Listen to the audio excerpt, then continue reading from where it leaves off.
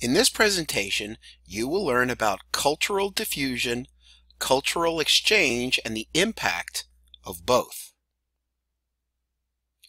So, open to your notes section and prepare to write down some info under the heading U3 Q2. If you need to pause the video right now to get to your notes section, that's fine. You can pause the video at any time.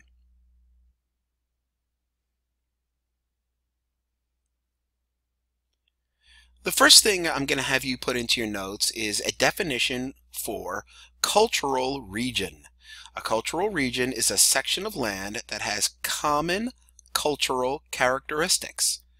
These elements can include religion, language, foods, architecture, among many others. Included in these are the headings in your cultural wheel. This is a map showing cultural regions. So if you were to look at your culture wheel, all the different headings in this part of the world, they're very similar. In this part of the world, they're similar. In this part, this, you can see these are cultural regions, which means, again, the headings on your culture wheel are similar within these regions. That means, we'll say, for example, in the European region, there are similar types of foods, similar religion, similar languages, similar clothing. It's a cultural region. So just as a quick quiz, can you answer which of the following is an example of a cultural region? Which one do you think it is? If you said C, Latin America, you would be correct.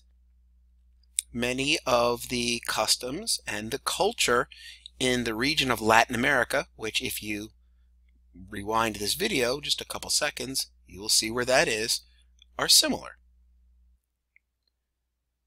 Okay, the next thing I'd like you to put in your notes is a definition for cultural diffusion. And that is the movement of customs and ideas, usually from country to country, sometimes from continent to continent. So if you need to pause the video right now, go ahead and do that, and make sure that you put this term and this definition into your notes.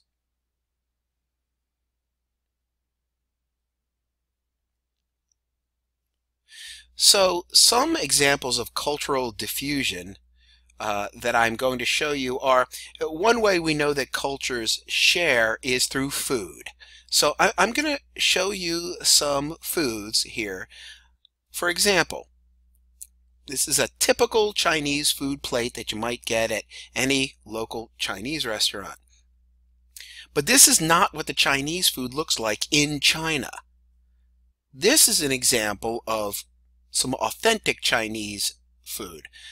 But when Chinese immigrants came to the United States, they brought their food with them, but through cultural diffusion, it's changed over years. That means that Americans have adopted some of the food of China. That's cultural diffusion. If you think this is what Mexican food is, nope, it just isn't. This is Americanized Mexican food. This is more like what an authentic taco looks like. Again, cultural diffusion. When Mexicans immigrated to the United States, they brought their food types with them, and they've changed over years. We've all seen pizza like this. We've all had pizza like this. In Italy, this is what pizza looks like. Again, when the Italians migrated to the United States, they brought their pizza with them, and over years it became Americanized and changed. Customs that have come from other countries and other cultures. Cultural diffusion. Spaghetti with sauce? Yum. I'd rather have this, personally. This is more of an authentic spaghetti and sauce from Italy. But still, many of us have had, all of us I would say, have had spaghetti and sauce at some point, and the reason that we've had it is because through cultural diffusion, Italian immigrants brought it here. Anybody in the mood for a nice hot dog? Hot dogs originated in Germany, where they're called bratwurst, and this is what they look like.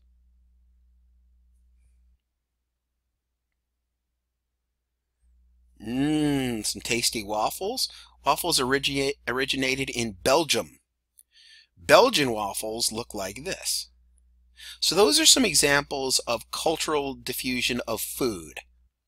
If you're not sure about cultural diffusion, you definitely want to see me so I can help clarify it for you.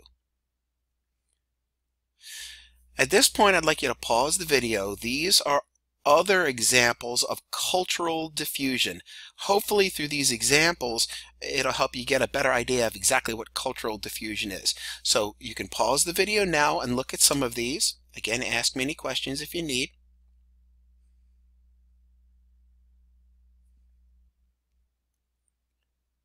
These are some examples of religious cultural diffusion. Pause on this screen, take a look at some of these, see me if you have any questions.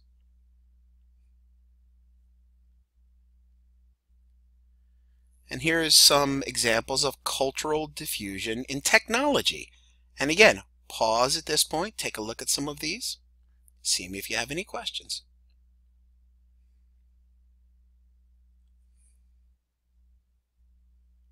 The next thing I'd like you to write in your notes is a definition for cultural exchange. Whereas cultural diffusion is the movement of customs and beliefs, cultural exchange is the movement of goods, supplies, actual materials, resources. And there is an excellent historical example of cultural exchange, and that's known as the Columbian Exchange. This is one of the best estimates of what Christopher Columbus probably looked like. I'm going to have you take a look at a brain pop to explain the Columbian Exchange. You don't need to take any notes specifically from this, but you should pay attention to it because you're going to need some of this information to complete your activities.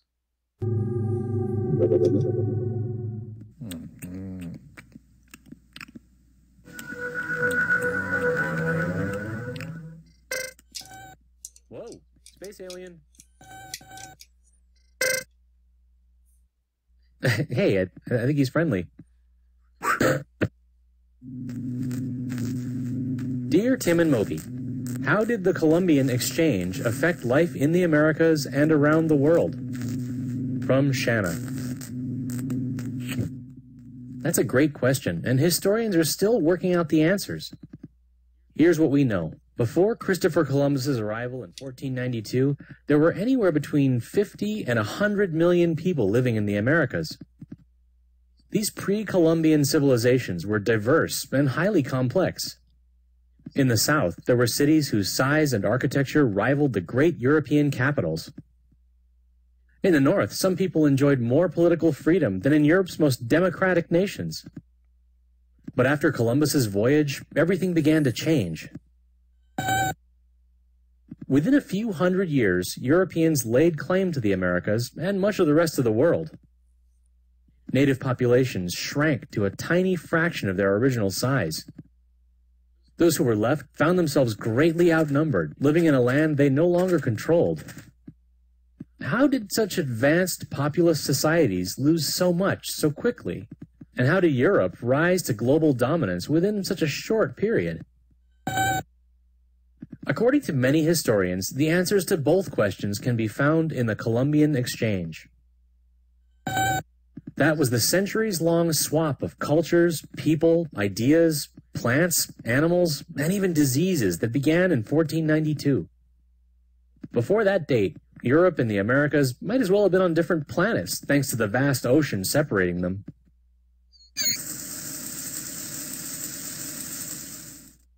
But suddenly, there were ships traveling back and forth, carrying people, crops, and livestock to places they had never been before.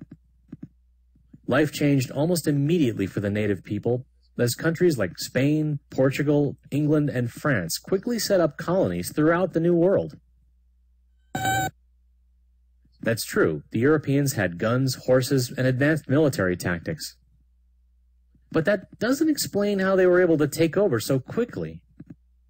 As it turns out, their deadliest weapons were microscopic. Diseases like smallpox, the flu, malaria, and yellow fever were carried over the ocean by their European hosts. Native people had no natural defenses against these new germs. They got sick by the millions in what is now called the Great Dying. Smallpox was especially devastating, wiping out entire civilizations. Wherever contact was made, native people died off, making it that much easier for Europeans to gain a foothold. Yeah, and from Mexico to South America, many natives were enslaved and forced to mine for gold and silver. The Spanish and Portuguese sent these metals by the boatload back to Europe. But they also brought back edible treasures. Europeans had never seen crops like potatoes, corn, and cassava before. These high-energy foods grew well in tough conditions, helping people survive famines and live longer.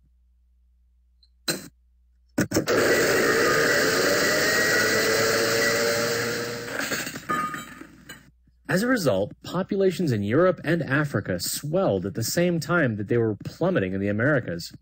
This helped fuel the migration of millions of people to the New World. Meanwhile, newly discovered cash crops like tobacco, vanilla, and cocoa enriched Europe even more. Oh, no, stuff moved in the other direction too. Religion was one of the first exports to the New World. Missionaries converted thousands of native people to Christianity, occasionally by force. But since it was illegal to enslave Christians, Native Americans often converted on their own just to keep themselves free. That's true. Native Americans didn't just passively react to the changes going on all around them.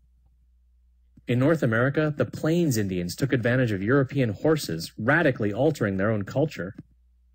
That kind of adaptation was repeated throughout the Americas with metal cookware, guns, and wheeled vehicles.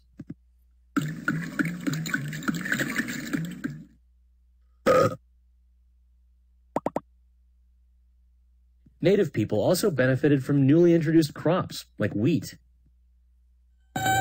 Oh yeah, the Europeans brought tons of new crops to the Americas, including wheat, rice, oranges, bananas, apples, and coffee. The Caribbean islands had ideal growing conditions for sugarcane, a hugely profitable cash crop. This was the beginning of the world's ongoing obsession with sugar. But besides the health effects, there was an ugly side to the sugar trade. Like most cash crops, it relied on slave labor. Thousands of Indians worked and died in the cruelest conditions. When their populations declined, Africans were brought in as replacement workers. This was the beginning of the Atlantic slave trade, in which more than 12 million Africans were sold into slavery. You're right, in many ways, it is a terrible history, and it's natural to get sad or even angry when you hear about it.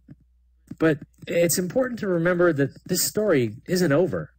The Columbian Exchange permanently connected the two hemispheres through trade. Today, we benefit more than ever from these trade lines. Raw materials and finished products are whisked around the world in every direction, connecting people on every continent.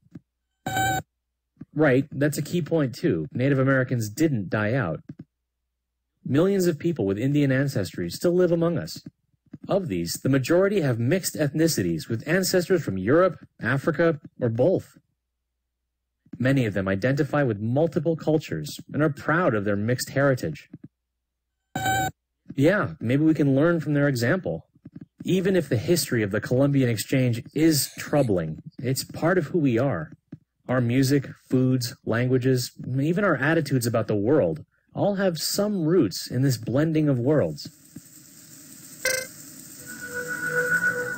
Remember, you can re-watch this video as many times as necessary, pause at any time, or see me with any questions.